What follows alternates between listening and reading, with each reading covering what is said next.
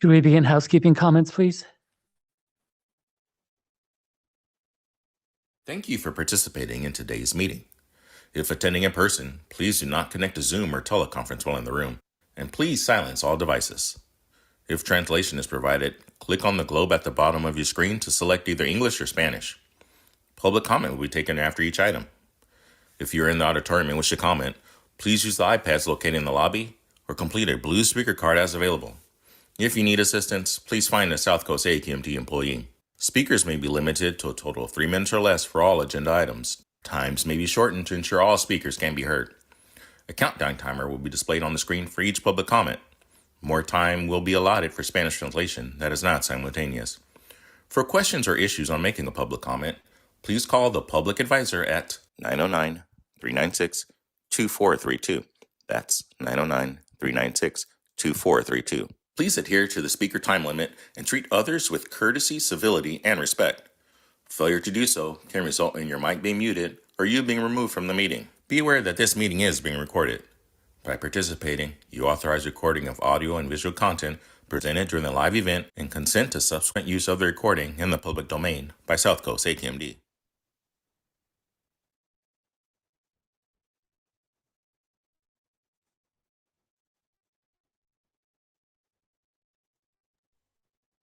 Good morning, Larry.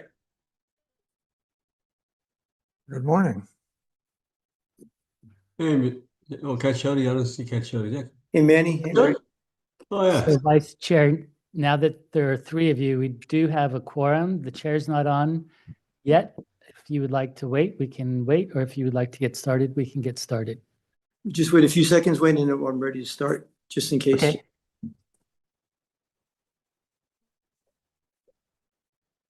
I feel lonely here. You were usually here, Mike. Oh, yeah. We have a interviews today for some executive positions at the city, so. Okay, Wayne, let's start. I'll call the meeting to order, and that's the Administrative Committee for Friday, November 14th, 2025. Welcome, everyone. And would you please take the roll? Good morning, Vice Chair Caccioli, Here. Mayor McCallan, Here. Supervisor Perez, Here. Chair Delgado absent for now. We have a quorum still. Thanks, Cindy. Item number 1 on the agenda is discussion items. No motion required. Any board concerns, Larry or Manny? Seeing none. Move to item number 2, Chair's report approved travel. No motion required. I think that was myself going to Sacramento. Is there any public comment in the auditorium, Wayne? No, there's not. Any online? No, there's no one with their hand raised. Okay. Item number 3, report of out-of-country travel. There was none. Any public comment at the auditorium or online? No one in the auditorium, no one with their hand raised online. Thank you. Item number 4, review December 5th, 2025 Governing Board Agenda.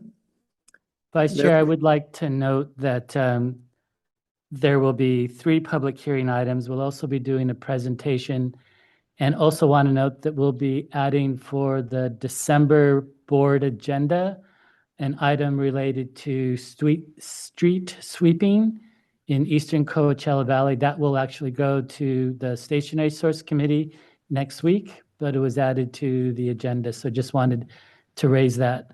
With regards to the December board agenda, the presentation will be on the staff presentation that I was referencing.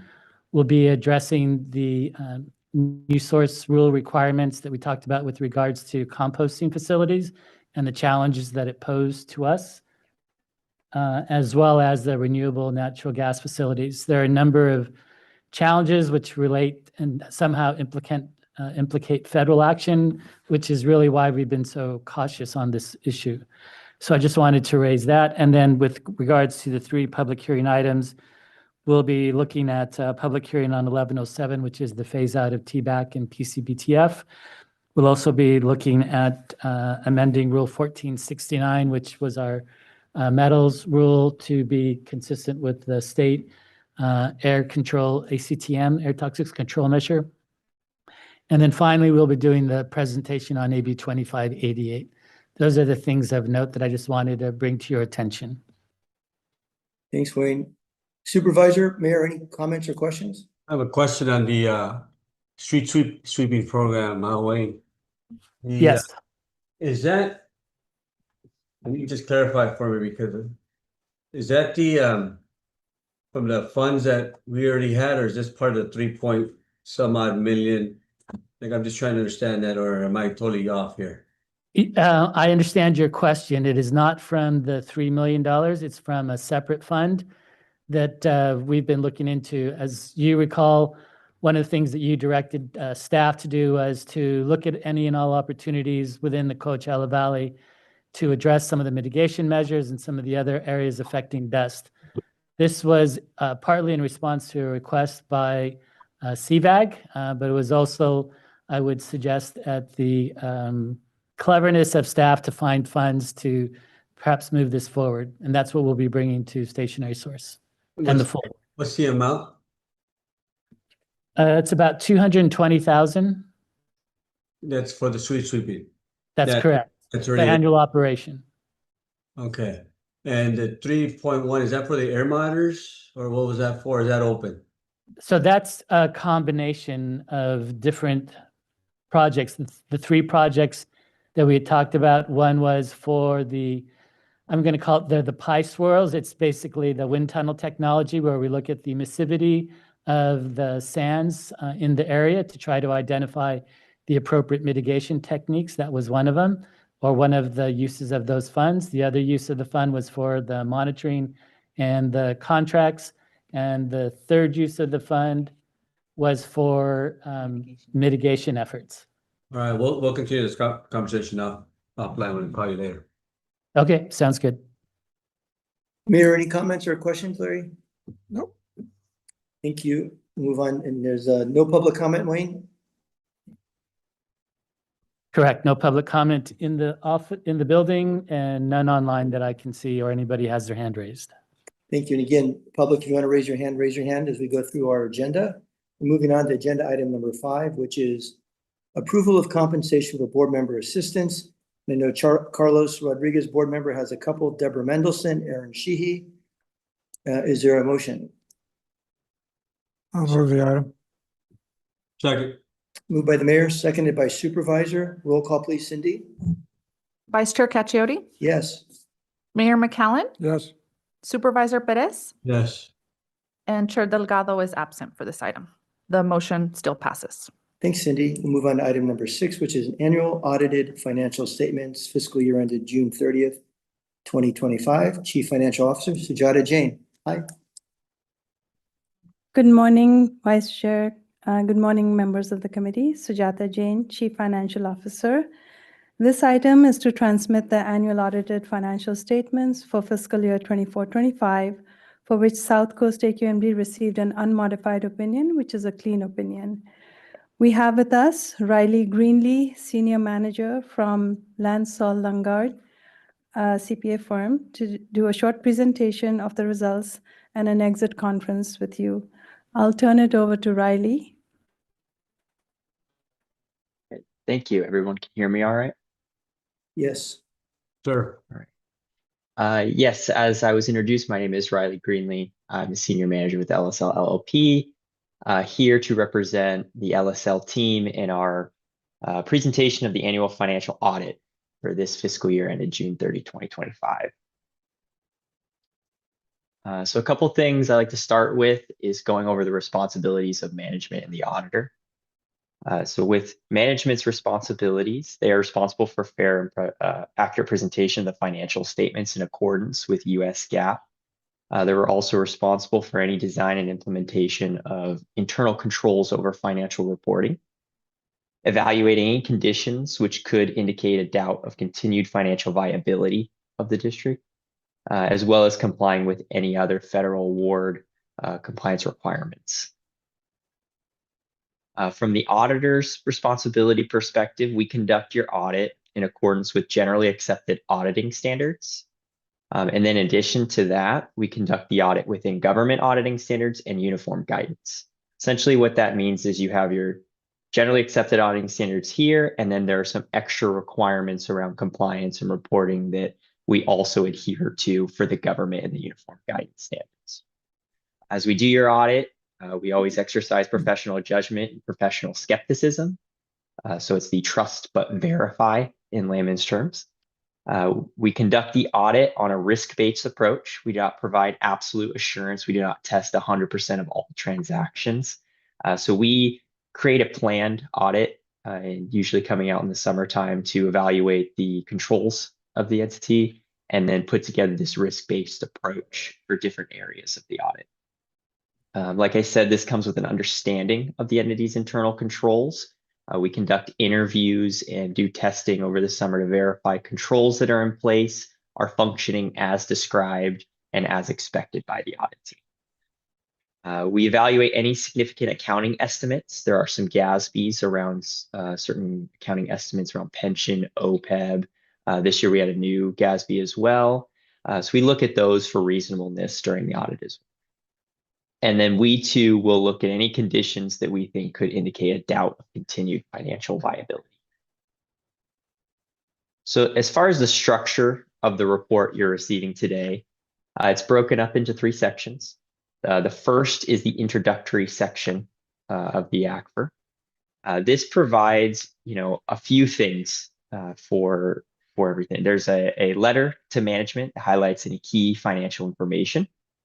Overview of the organization's mission, structure, summarizing any major achievements or challenges, overall a message on financial health, outlook going forward, and then provide some context, on the financial information and the audit results. So you'll see our opinion letter in there as well as a transmittal letter from management.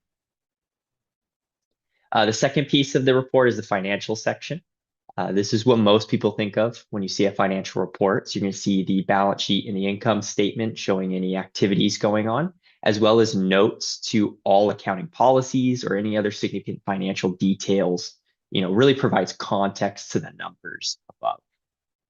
This is also a chance for management's financial analysis. So this is the MD&A where they go through the change year over year and describe certain situations specific to your organization. There's also a required supplementary information, or RSI as some people refer to. As required for your report, there's a budgetary comparison schedule that looks at your general fund, as well as schedules highlighting some specific information around pension schedules and OPEB schedules. And then it kind of folds up the end of that section with a supplementary information, combining any other non-major or other funds not maybe presented on the face of the financial statements. And then the third and final piece is the statistics section. This is that additional context area for all historical data. So it's a look back of 10 years, looking at financial trends, revenue capacity, debt capacity, various things like demographic, economic information, any other operational details that would be pertinent to the financial report and the entity as a whole over this context of the historical data.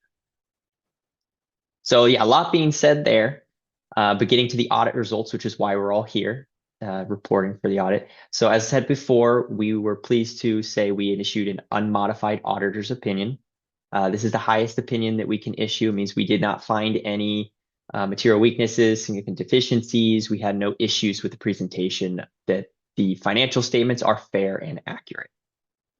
We also issued to you a report on internal controls and compliance. Again, summarizing, we had no material weaknesses, significant deficiencies, or material non-compliance that we identified. I did mention before there was one new GASB pronouncement this year.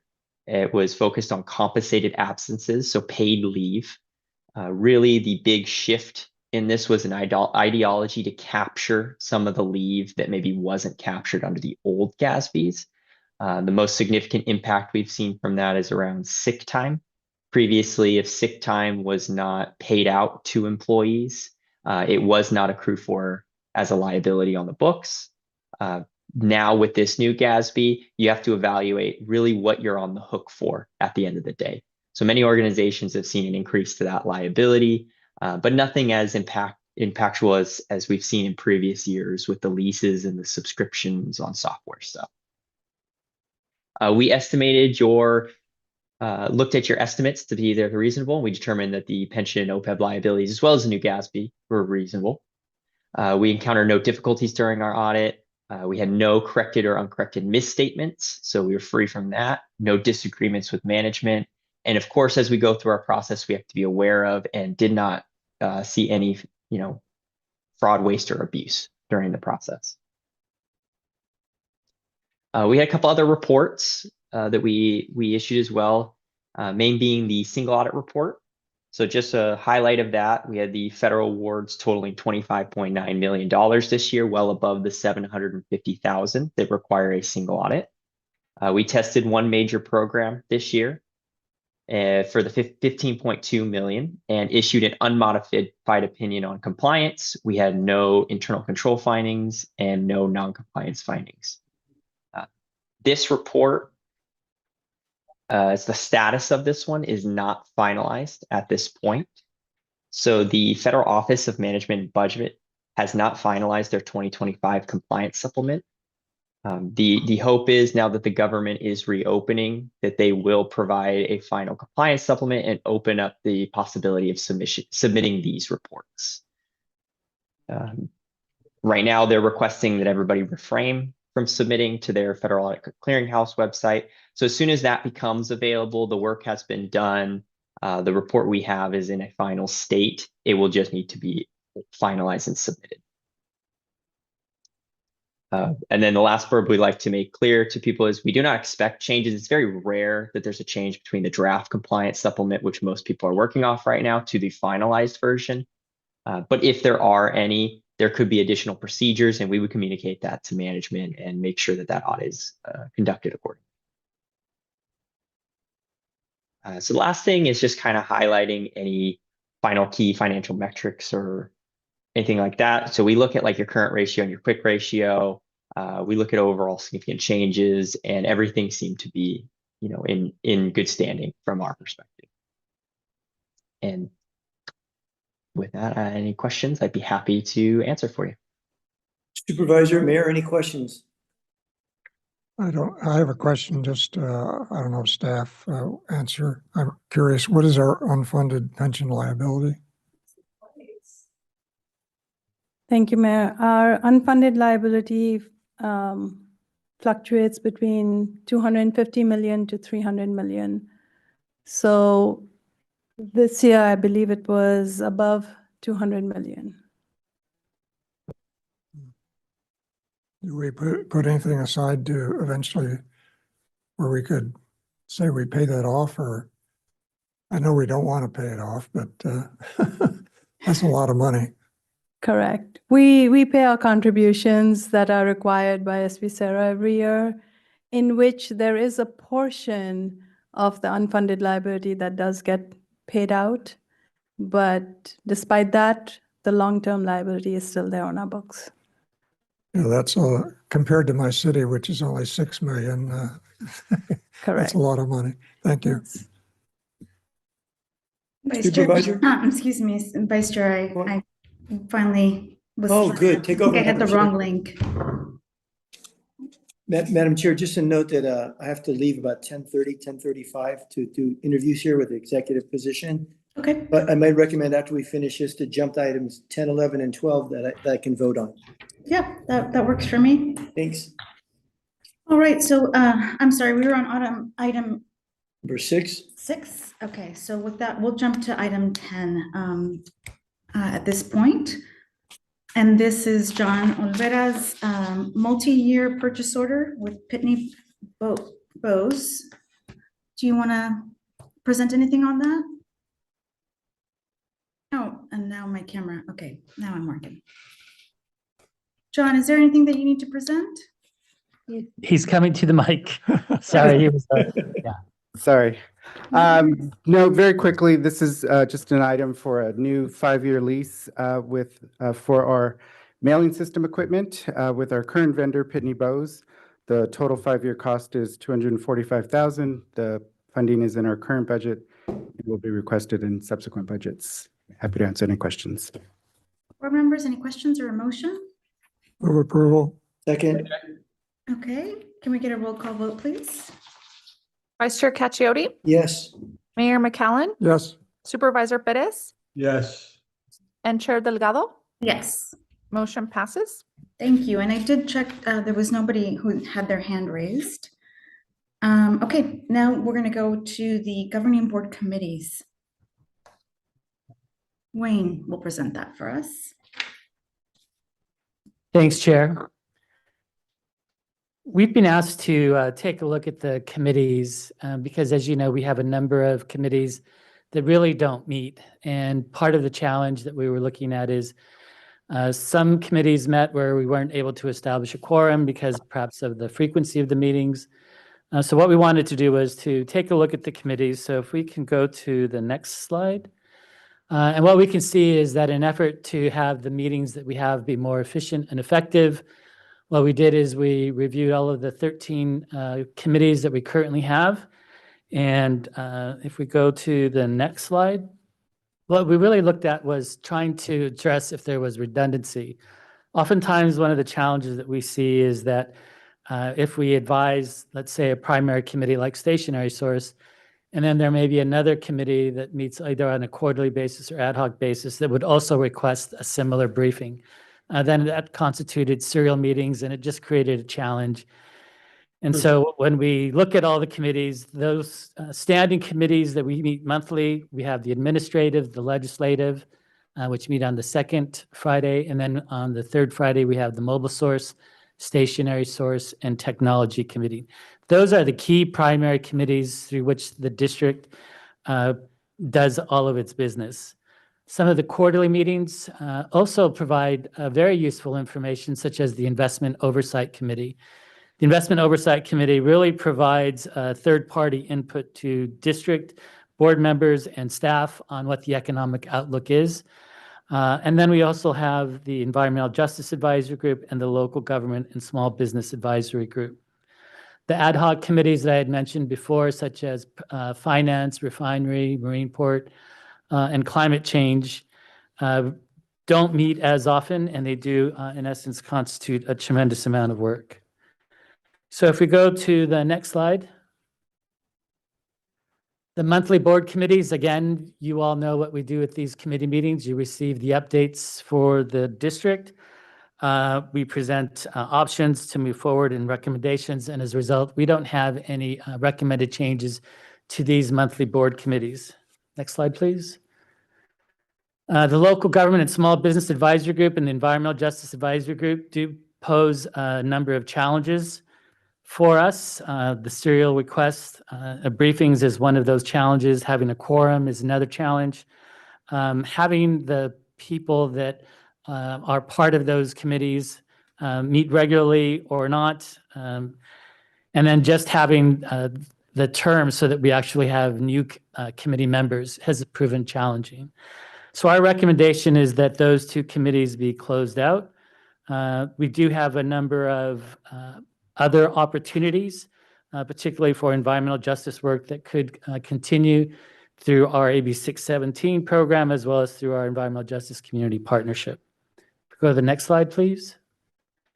As I mentioned before, the Investment Oversight Committee meets quarterly. We believe it's a viable and worthwhile committee to continue on with that and continue to provide its investment recommendations and economic outlook to the district. If we go to the next slide, please. Climate Change, Finance, Refinery, and Marine Port Committees. Oftentimes, these items are heard or they can be addressed in our monthly board committees. I know Climate Change Committee has been one of those areas that has been of particular interest to Supervisor Perez, but it is a tremendous resource requirement out of staff. We feel that it can be covered just as well through Mobile Source Committee.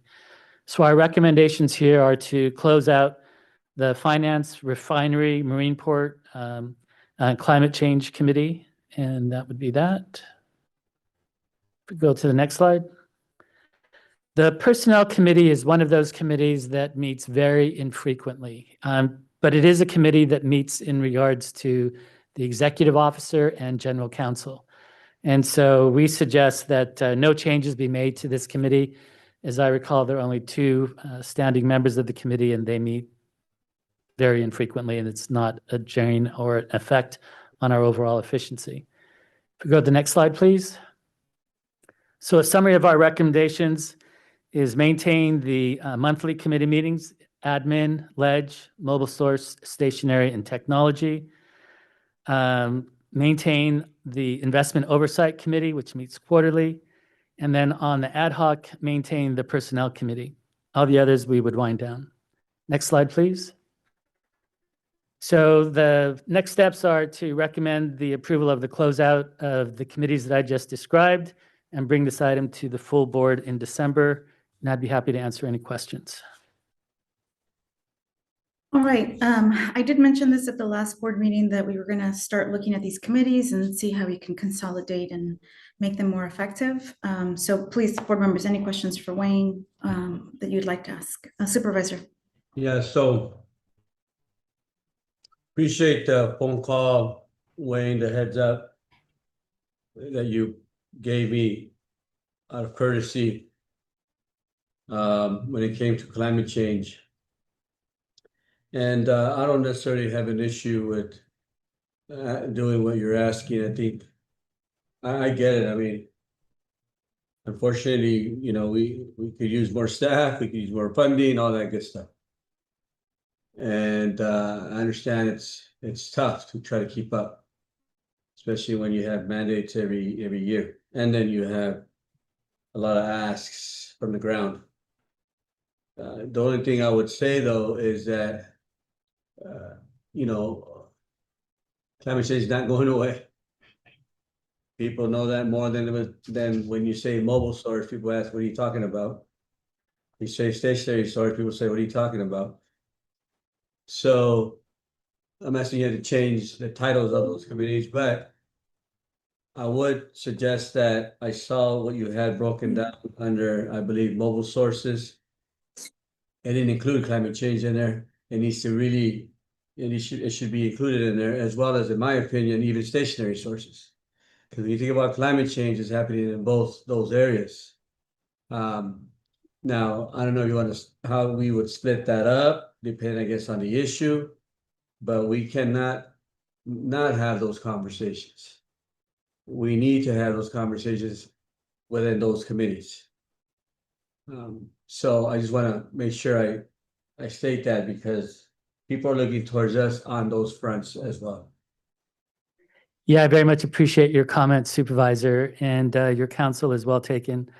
I would suggest that we thought of the mobile source committee because right now the biggest contributor from what we see are the mobile sources, fuels and engines and the like.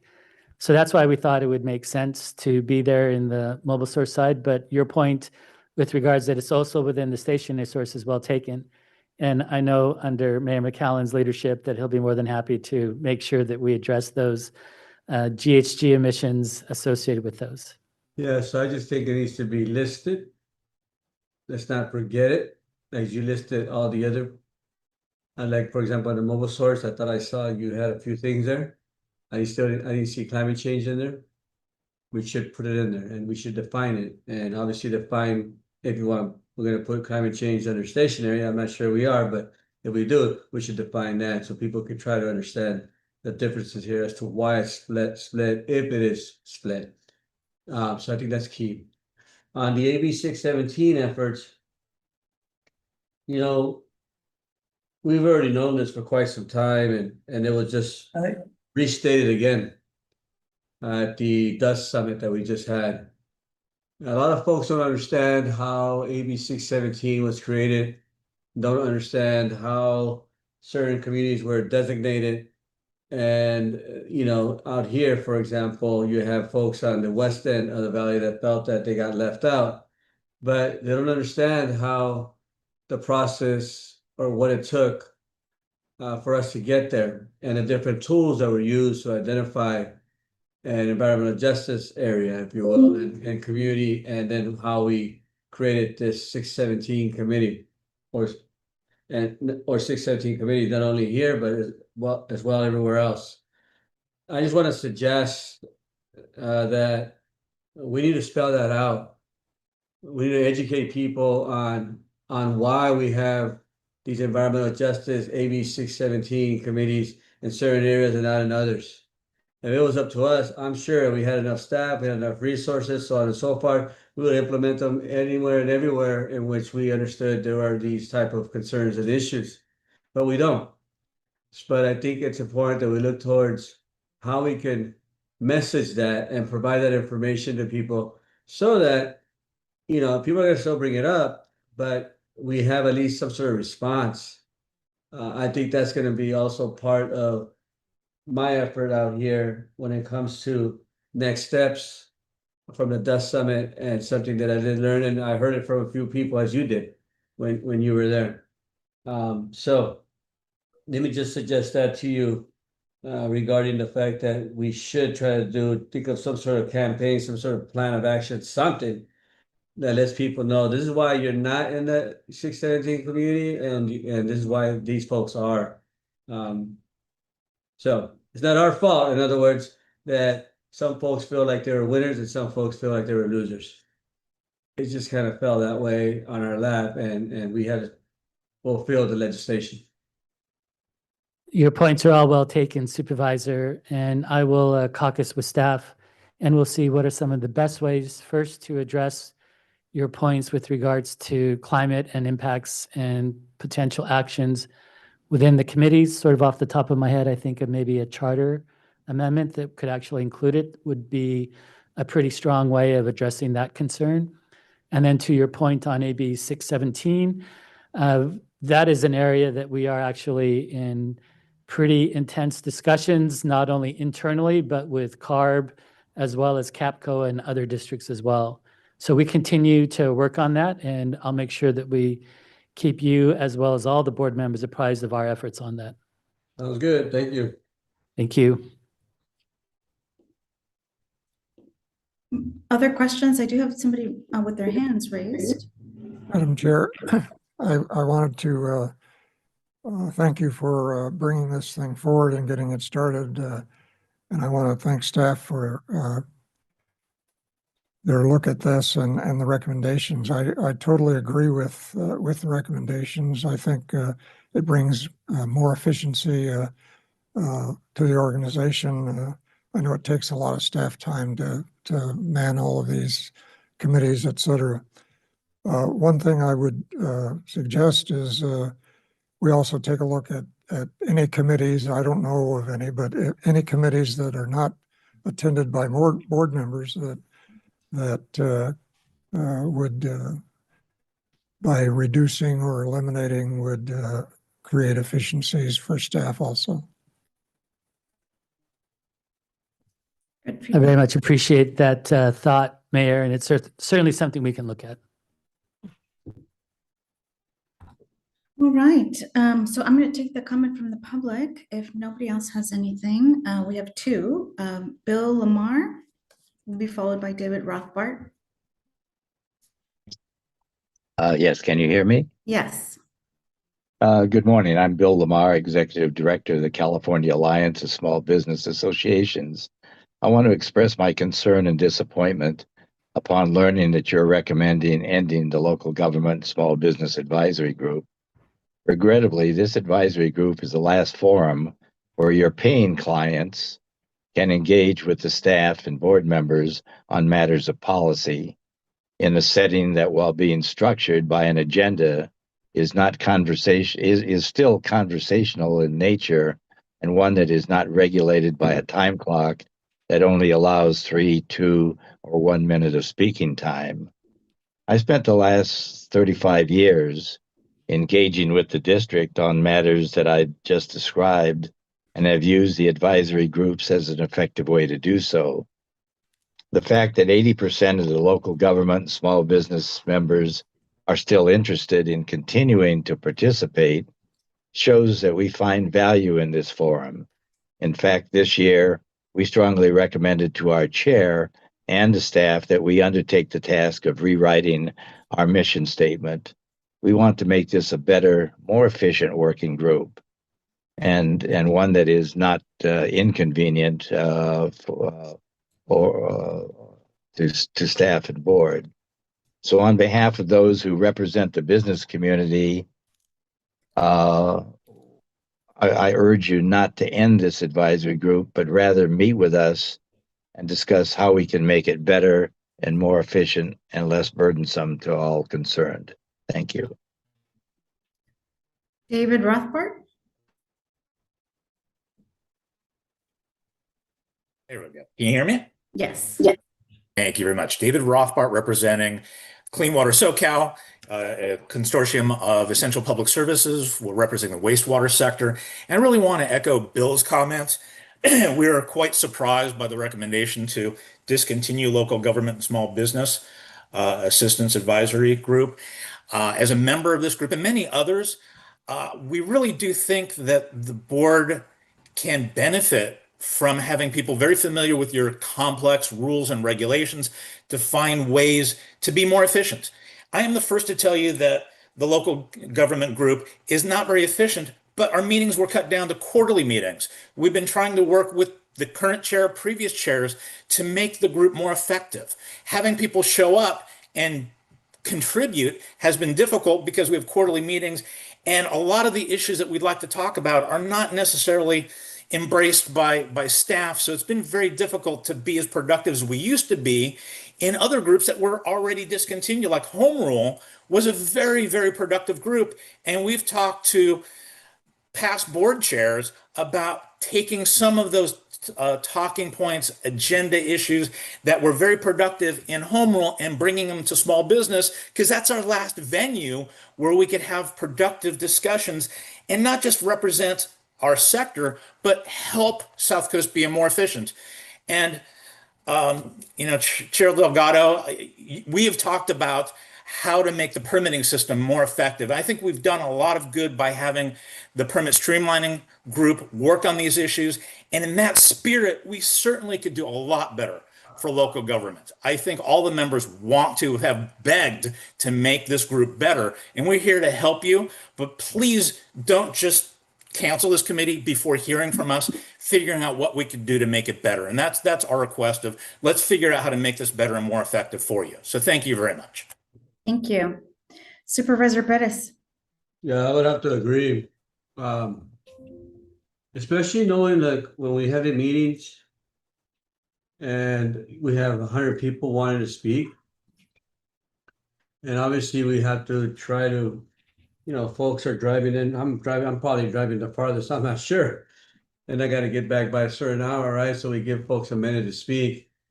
Well, everyone gets a minute, but it doesn't mean we hear everything we need to hear. And if there's a way in which there could be a coming of the minds, if you will, between both entities, AQMD staff and the business community, as well as members, board members, then let's do it. If the business community is asking for it, it's for a good reason, in my opinion. They want to be engaged. They want to be involved. No one wants mandates. No one wants regulations or rules or policies all of a sudden pop out of nowhere, if you will, because there's no forum for them to engage, and then they get it last minute, and everyone's scrambling, and then we deal with it at the board meeting and have to, try to figure out how we're going to balance that.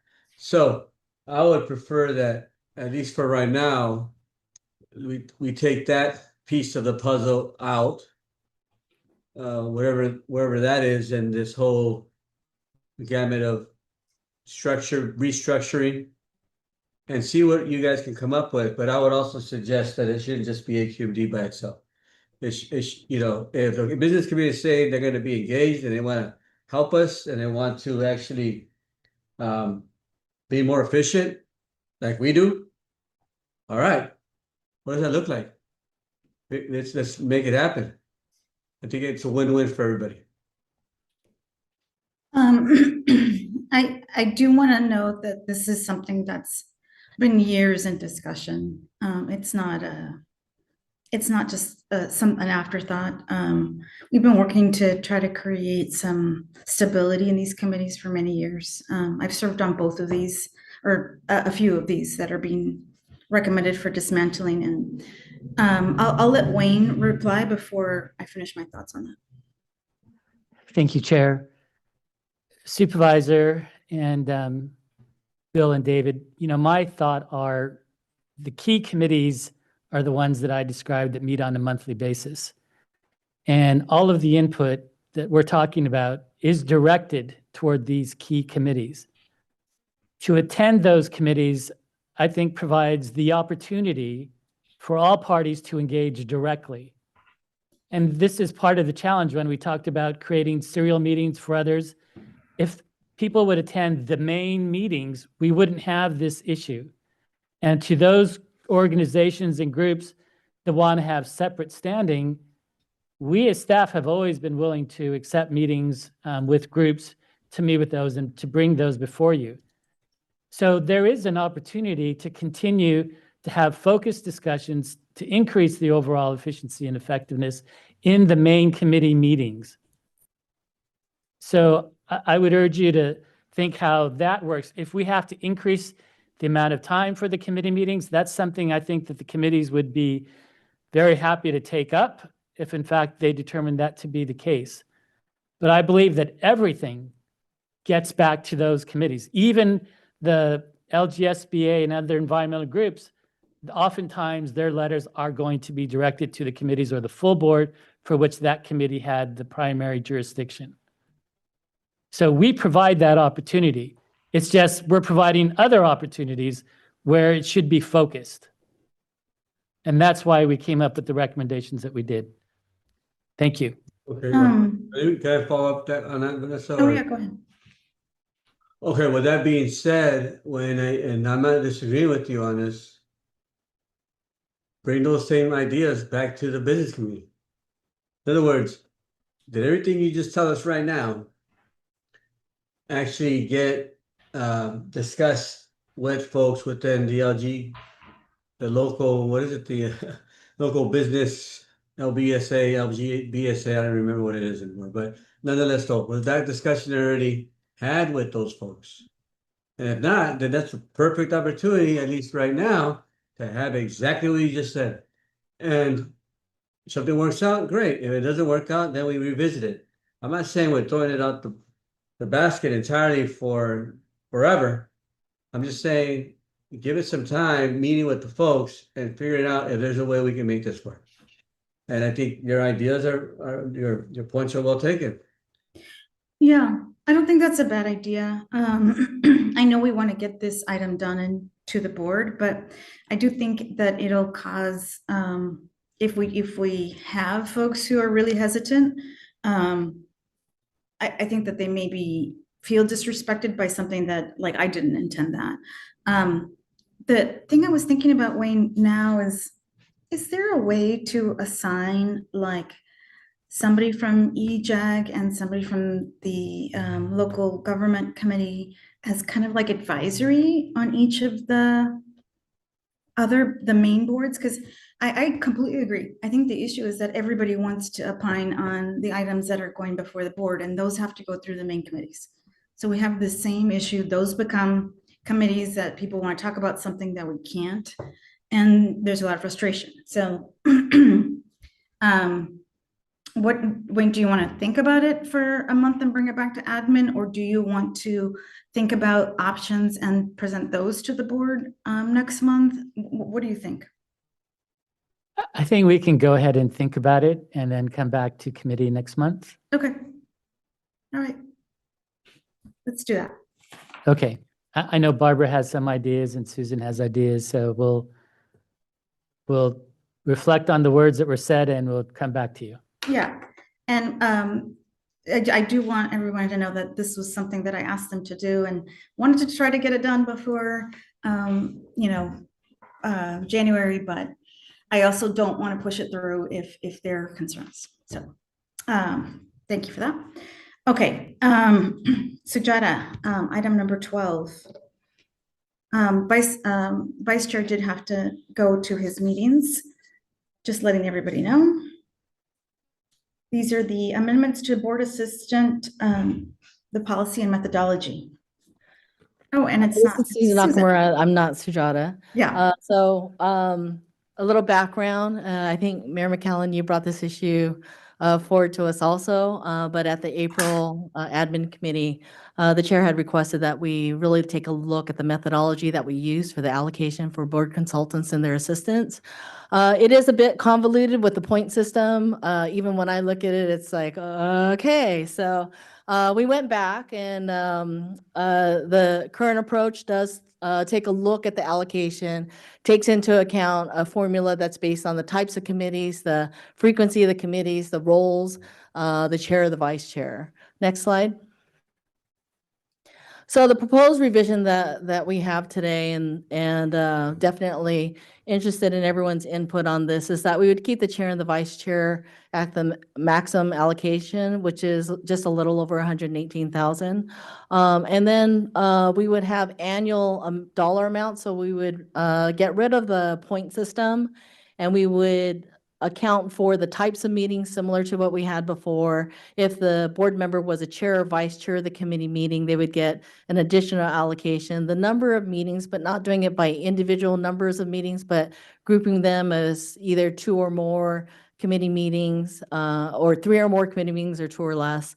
And the frequency of those meetings, taking a look at that in terms of the level of effort. Next slide. So these are the proposed meeting categories. There's 5 categories that we're looking at in terms of how the cost allocation is broken out. Board committees, committee meetings, the CARB represented for South Coast AQMD, MSRC, and then the 2 partnerships that we have for fuel cell and natural gas. Next slide. These are the proposed allocations that we have. It's a dollar amount, so there's no point system anymore. Every board member for being a board member attending the board meetings would have an allocation of $24,000 a year. We broke out for the committee meetings that if a board member is a chair or vice chair, they get an allocation of $14,000 for the chair, $8,000 for the vice chair. That's in addition to the amount that we're allocating for participating in a committee. We broke it into, instead of individual committees, we have it broken out if a board member is participating in 2 or less committees, and then 3 or more committees, and the dollar amounts are shown there. For the CARB board member, we allocated $36,000, MSRC member $10,000, and the natural gas and fuel cell partnership $8,000. Next slide. So these are just draft numbers that we have. The blue bars are showing what the current allocation is. The green bars are showing what the proposed allocation. Yes, there are some dips in the allocation. It dips for some board members, I think as low as 11%, but generally 10 to 11% for some. There are some board members that will actually end up with a slightly higher allocation. And those aren't more than 10% on the increase. So next slide. Next steps is want to discuss with everybody in terms of the proposal that we have in front of you today. If we move forward with revising the allocation, we would then amend our administrative code, and then these revisions would be incorporated in the fiscal year 25-26 for each of the board member consultants and their assistants. Madam Chair, I would like to add that this recommendations were based on the recommendations for the standing committees also being approved. So since we're going to go back and review the committees, I would suggest that we hold on this item until the committee situation is approved. okay, that makes sense. I would love to hear any feedback from the board members, though, about this. This is obviously a moment in time. It would change next year if there are changes to committees. So, but yeah, I'd love to get your feedback on where this is headed. Can you go back to the numbers again? The slide with the numbers. Go ahead, take another quick look. Not that one. Nope. That one. Okay, so everyone gets no matter what 24K. which is actually quite a bit, to be honest with you. I mean, that's pretty good. I mean, in comparison to other boards that I've sat on and different committees and things of that nature. I mean, there are some that don't get very much other than reimbursements.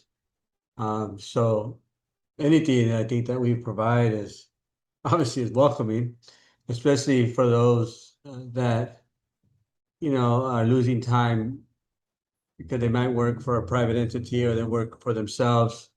You know, it's a lot harder for them. Like Gideon, for example, when he was with us, you know, he'd have to balance being a lawyer and at the same time being part of all these committees because he cared. Supervisor, Yeah, I just want to clarify that the dollars that we're talking about are for your board member assistant consultants. So okay, this would be your budget for the board member assistant consultants. got it. All right, well, never mind. Thank you. Yeah. Yeah, these are for the consultants because Well- it's a very strange formula as to how our budgets get allocated. And I wanted to straighten that up before the next person comes on and doesn't have to inherit that. Can I see the next slide? Is this, those slides are in a packet, right? Yeah, I think so. I saw. I mean, I have some definite comments on Madam Chair. yeah, please go ahead. First of all, what do we budget for this total budget per year? About $1 million a year. About $1 million a year.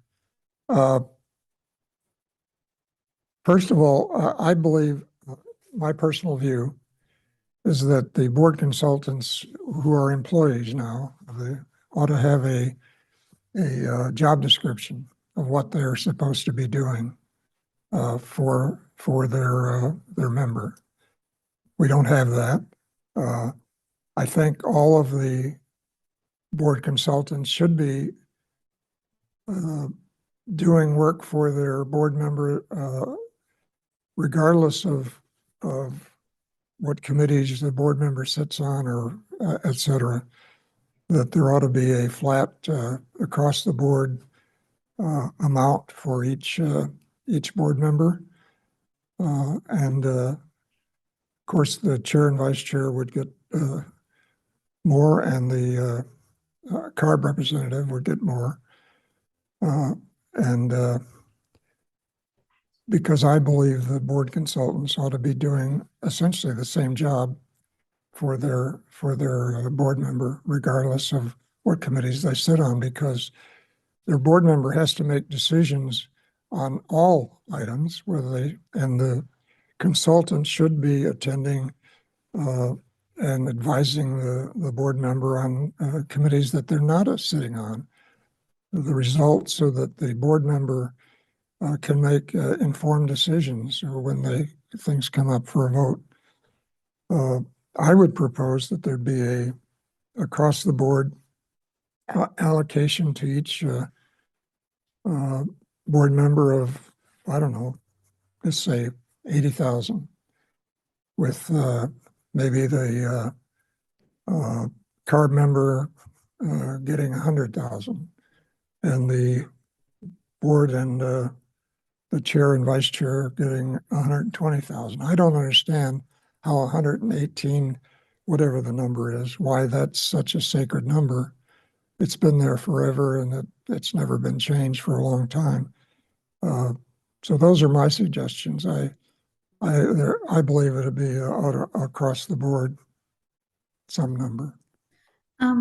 Mayor McKellen, are you suggesting that we increase the budget? Because that would be a budget increase. I'm sorry, I can't hear you. Are you suggesting that we increase the budget? Because if we go back to the chart, I don't know that very many are at the $80,000 level. No, but that chart is based on whether they're on our committees or whatever. And my point is, I don't think it should be based on the board members' committee assignments, because regardless of what committees they're on, the board consultant should be doing the same job of informing, keeping the board member informed on all committees. And that's the committee, the board consultant's work. Yeah, I don't disagree, but I think disproportionately there's more to do if you're on the committee and active in it, taking meetings. It's just different. But my question was more on, are you suggesting that we raise everybody to the 80? Because that would be quite a bit of an increase for some. I think we're at 50s and 60s for the average. Is that right? 60?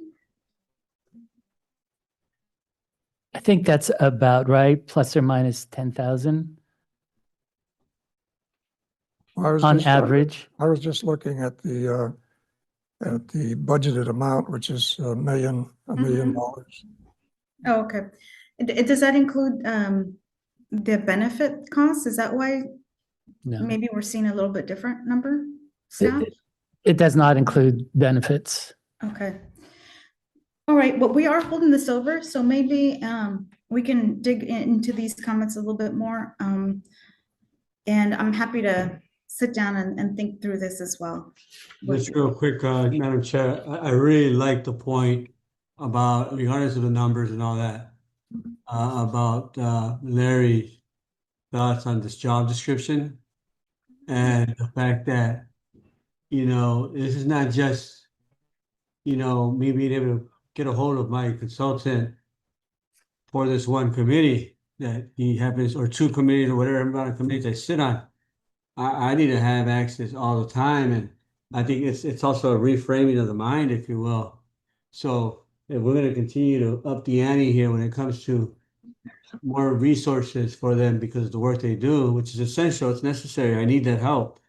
I also think that I should have access to be able to say, listen, you got to be at all these meetings too, or you got to be there for me.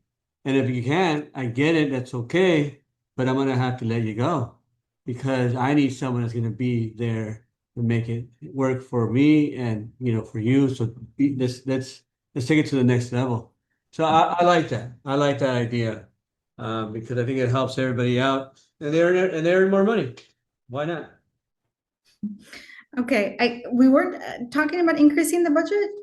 It was more about creating a system that's fair, but Wayne, we'll take a look at all the comments and then bring it back. Sure. Okay. Over here, so let me put you on mute. Okay. Could I just note, Madam Chair, that as you said, board members that participate in committees as chairs generally do more work.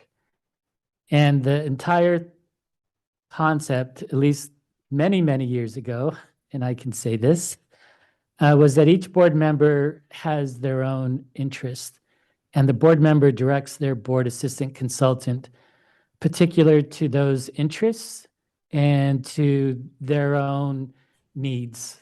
An elected mayor has a very different need than an appointed person. And I think that's why there was such flexibility. The creation of job descriptions and equal pay, we can certainly do that. But my concern would be in doing so, these board member assistant consultants work for each of you. You are their boss, and you determine what they do and what they don't do. And so I think we do have a very broad description that's part of the packet that Barbara pointed out to me, and I can provide that. But I think, like Supervisor Perez, you're saying as a supervisor, you have a very big area. You all represent the entire population here, but you have individual focused needs, and that's what the flexibility was designed. Whether you need one person, two person, it was to provide a certain level of funding. We can do all these things, but then I think it starts taking away from your ability to direct what your board assistant and consultant does. But as I said, we will be more than happy to take a look and come back with some additional thoughts and recommendations next month. Okay. Thank you. This brings us back to item number 7. The first quarter budget versus actual. Sujata, is there anything to report on that item? Yes, Chair, I have a presentation. Okay. All right. Good morning again, Sujata Jain, Chief Financial Officer. So this item is a presentation of our budget versus actual results for the first quarter of fiscal year 25-26 that ended on September 30th, 2025.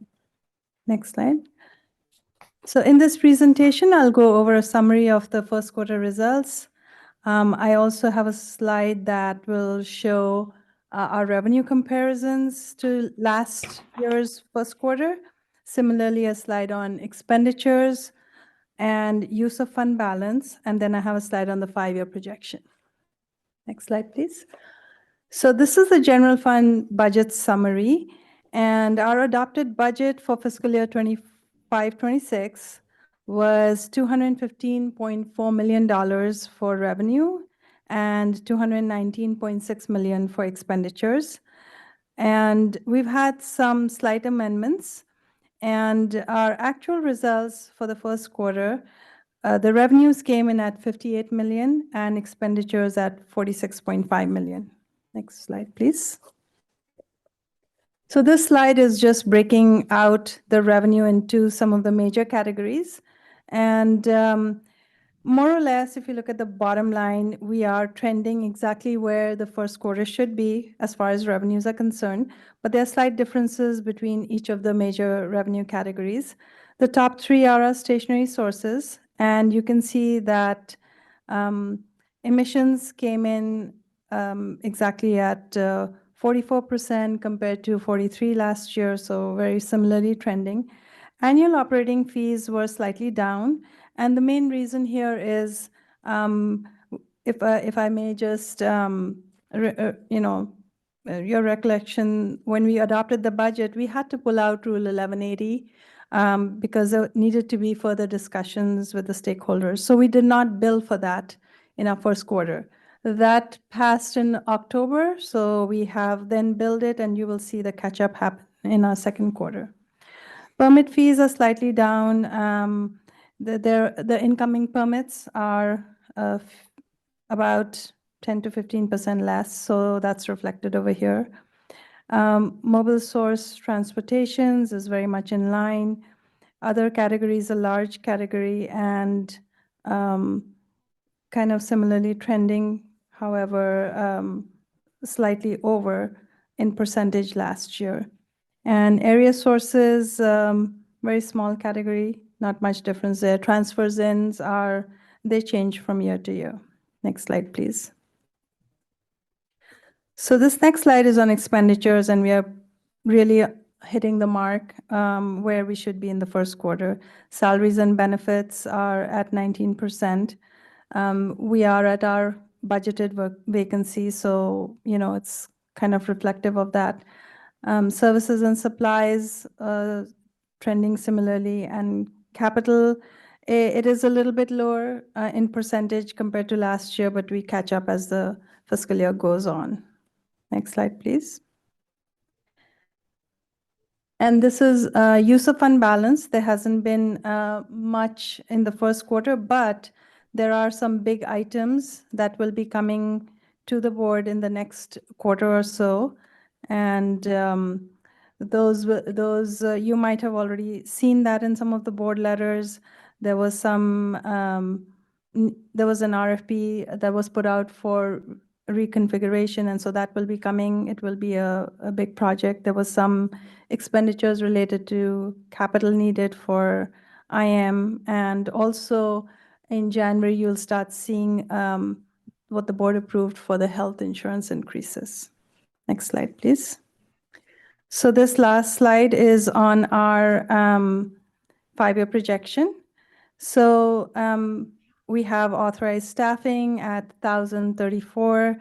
Our budget is at 13% projected vacancy for the next 5 years. Stationary source fee have been increased by an average CPI increase of 2.5 to 2.6%. We will obviously, as we develop our next year's budget, those will get trued up to whatever will come out in February to see where our revenue lands. And other than that, of course, our reserves board's policy is to keep it at 20% of revenue. As you can see, those have been projected out at about 23% till 28, 29, and then slightly dipping in that fifth year. And with that, I'll be happy to take any questions. Okay, thank you so much. Board members, any questions? Don't see any hands raised from the public. Thank you, Sujata. Go to Dr. Herr Johnson on the internal engagement activities report.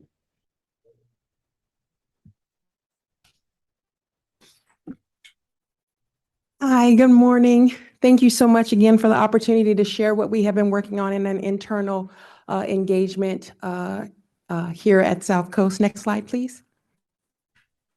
And as always, it is Friday. I'd like to introduce you all to Patsy Cook. She's a midwife, environmental justice, indigenous rights activist.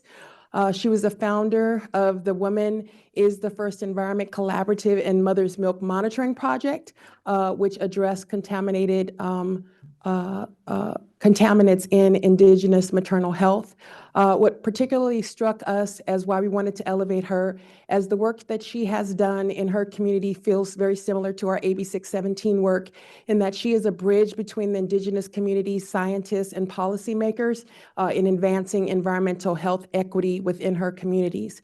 She advocates for protecting of clean water, air, and land, and how that is indigenous or essential to indigenous sovereignty, cultural health, and future generations.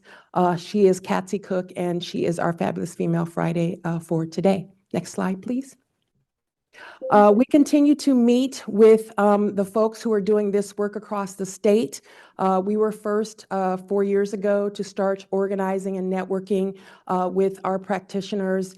We are not just working with AIR, but also recently members of the Water Board and Toxic Substance Control have joined us in meeting on the fourth Tuesday of every month just to network and to share what work is being done to train our staffs on community and workplace engagement activities. And so this is just a list of some of the subject matter that has been talked about within the Bay Area, San Joaquin, Santa Barbara, and CARB on the different statewide engagement practitioners initiatives that are going on. Next slide, please. We also continue to work with our employee resource groups here within our agency. So they, again, are working on different inclusion of donation drives here within our agency. We're also working with different, within our internal agency, our LPAM division on day of service focused events around Martin Luther King Day and Cesar Chavez Day. They are in the midst of strategic planning for 2026. Again, how we can do community engagement and the metrics for recruitment and retention of community members and employees. And then we're just working on, like I said before, the different in-person events for African American Heritage Month and Nowruz. We're also inviting and be focused on reframing conflict as an opportunity for growth. And so it featured the video Conflict, Use It, Don't Diffuse It. It really explored how biases and perspectives shape our approach to conflict. There were different kind of small group discussions with employees within South Coast about how we can transform those tension into building trust and creativity. We had about 58 total attendees. This is just a quote from one of the persons who attended, and they thought that this was really good because of all the issues that are going on and how it helped to seem conflict as something that is really cut out in many areas of our lives that might be impacting us negatively. So this was our Jedi think tank that we did on October 6th or October 7th and 16th. Next slide, please. Also, the month of October was Hispanic Heritage Month. And so again, we were very excited. We had almost 200 employees in attendance. We had a guest speaker from PSRLA, Stephanie Garcia, who addressed the air quality disparities in Latino communities. We had traditional dance performances and cuisine. You can see the picture here at the bottom of the screen is how many staff and employees were in attendance. And then just some of the information that was shared with our staff about the impact of air quality in these particular communities. Next slide, please. Again, we had a very busy month for displays in our lobby. So you'll see that we had an Indigenous Peoples display, a Diwali display, and a Dia de los Muertos ofrenda. We featured several of AQMD employees who have passed away. The staff, again, find this to be very engaging and respectful, and we got really significant feedback on the inclusion of these different displays in our lobby. We also got feedback from the public on being able to share this with them as well. Next slide. These are just a couple of the infographics that we shared with our employees this month. It was Filipino Heritage, Filipino American History Month, Italian Heritage Month, and also Meheran within our Persian community. Next slide. We also informed people about Indigenous Peoples Day, Diwali, the International Day of Climate Action, and then again, Dia de los Muertos. These were several, again, very positive feedback on the infographics that we share with our employees so that we can raise their awareness of the communities that we serve. Next slide. Thank you so much. Any questions? Board members, questions, comments? No? Okay, thank you so much. It looks like there's a lot of activities. I don't see any hands raised for that, but thank you, Dr. Herr Johnson. And then that brings us to item number 9, our last item, status report on information management projects. Ron? Good morning, Chair, members of the committee. Ron Moskowitz, Deputy Executive Officer and Chief Information Officer. During this month, we upgraded our Ingress database to the latest version. This upgrade modernizes a core system that supports essential agency operations, ensuring long-term stability, improved performance, and continued vendor support. This project also delivered more than $1.2 million in cost savings, advancing South Coast AQMD's commitment to operational efficiency and fiscal responsibility. And finally, we're happy to announce that we successfully upgraded the PeopleSoft finance system to the latest version. This major upgrade delivers current legislative compliance, enhanced security, a modernized and more intuitive interface, and overall system performance enhancements. Everything else is on schedule. I'm happy to answer any questions. Thank you. Board members, questions? I don't see any hands raised. All right, there are no written reports. I don't have any other business. Does anybody else have any other business? Okay. Just real quick, thank you, staff, with the Dust Summit. Really appreciate all the work that got into it. And obviously, I think we got a lot of great ideas that I want to make sure we break down into short-term, mid-term, long-term solutions. We need to start taking some actions, and I know that's the next topic of discussion that we'll be having soon enough. Thank you. All right. Okay, I'm going to open it up for public comment. If there's anybody who would like to speak, please raise your hand. Is there anybody there, Mayor McKellen? Nobody's here. Okay, I don't have anybody who wishes to speak here. So we'll see each other again on December 11th. Thank you, everybody, for your input today. Thank you, and everybody stay dry. It's going to be a wet weekend. Yep. All right, bye. Bye. Thanks, everyone.